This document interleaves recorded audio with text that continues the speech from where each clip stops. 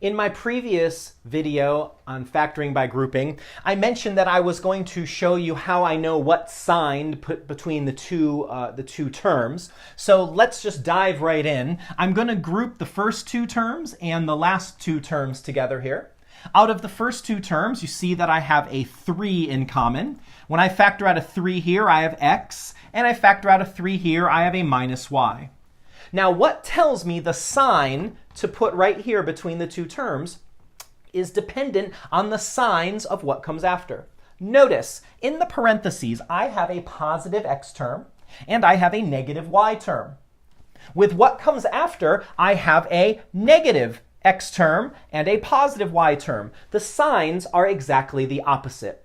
That is my clue whenever I have exact opposite signs that I need to factor out a negative as well as any common factor. Notice in these two terms you have an a in common. Now, be careful of this sign. I started with negative ax. I factored out a negative a. A negative divided by a negative leaves a positive x. I started off with a positive ay.